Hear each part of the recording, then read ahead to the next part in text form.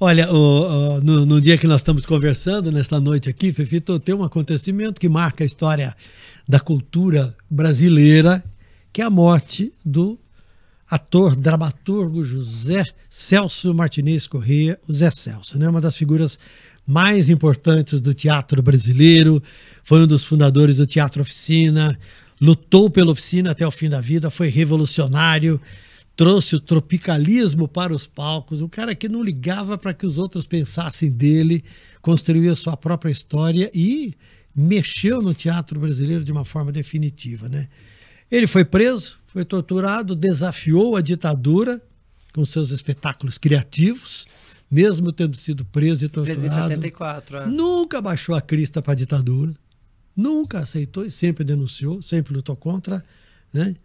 E o Zé Celso faleceu depois de um acidente doméstico, né? Pode-se dizer, porque parece que foi com o aquecedor. O aquecedor, né, de ar pegou fogo no apartamento, ele estava dormindo e descobriram e ele foi tirado do apartamento com queimaduras graves. Teve 50% do corpo queimado. E nesta quinta-feira pela manhã ele morreu em São Paulo, né? É muito louco porque o Zé já estava sofrendo com a diverticulite, que é a inversão da alça do intestino, né?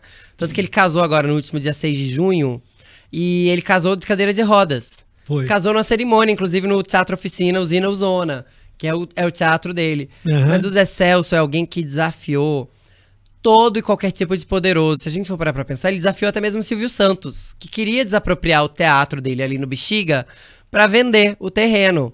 E foram décadas e décadas de embate entre ele e o Silvio Santos, até que os dois chegaram a um acordo, assim.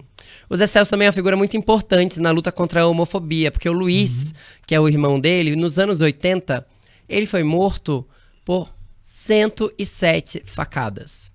Quando se mata alguém com 107 facadas, você não tá matando uma pessoa, você tá matando um ideal, você tá matando uma causa, você tá deixando o seu ódio pelo que aquela pessoa é transparecer. Então ele virou um grande aliado na luta contra a LGBTfobia e sempre se posicionou de maneira muito veemente contra o assunto, assim. A morte do irmão dele é sempre lembrada. E o Zé tem espetáculos muito icônicos. Bacantes entrou para a história do teatro paulistano. Os Sertões tinha 5 horas de duração. Eu fui lá ver 5 horas, sentadinho no Teatro Oficina. E muitos outros. Se eu não me engano, ele montou também Roda Viva. Mas o que é muito icônico é que o teatro dele era um teatro de movimento antropofágico. Então era um teatro que devorava tudo e a todos. A plateia fazia parte do teatro.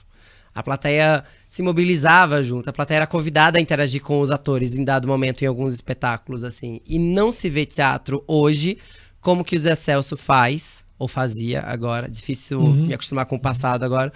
Não se vê teatro como o Zé Celso fazia em nenhum outro lugar. Ele era muito único no seu pensamento artístico. Vai fazer muita falta. Vai fazer muita falta.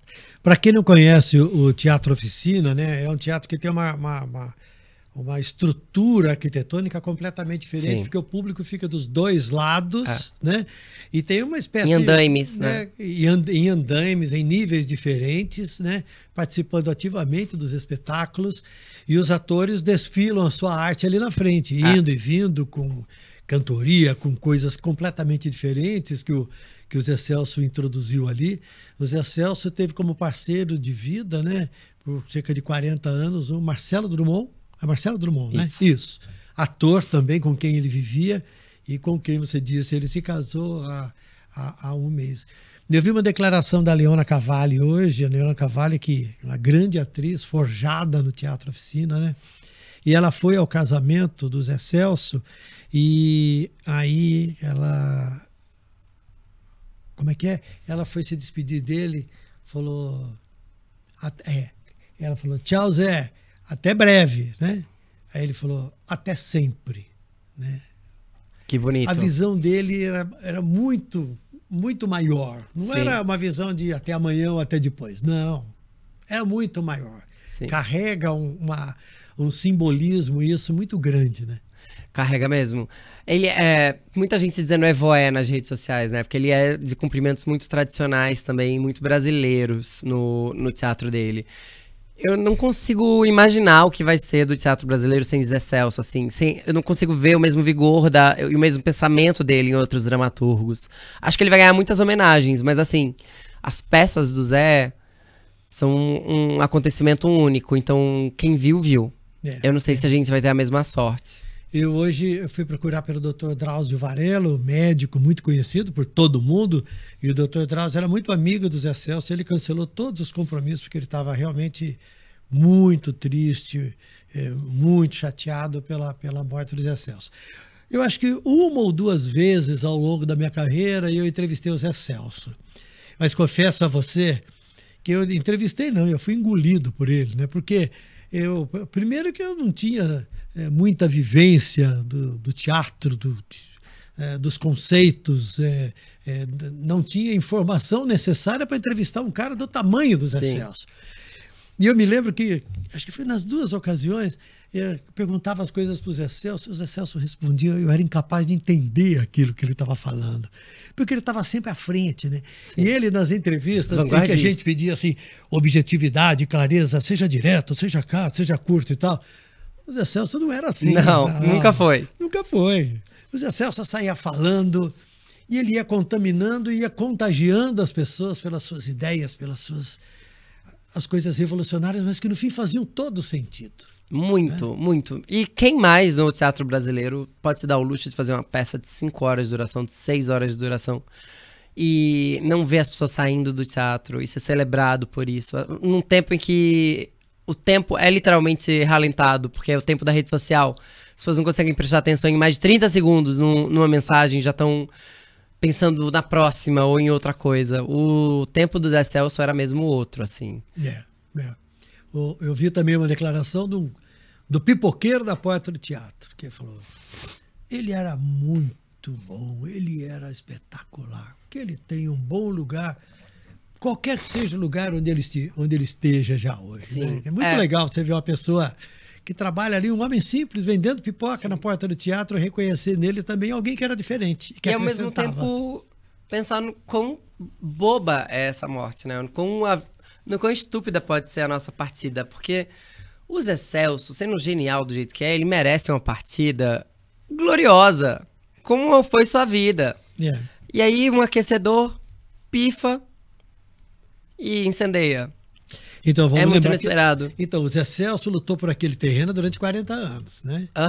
Ele conseguiu fazer o Teatro Oficina ser tombado, declarado patrimônio público, patrimônio histórico e cultural. Aliás, esse é um legado dele para a cidade. Ou seja, ninguém pode mexer no teatro.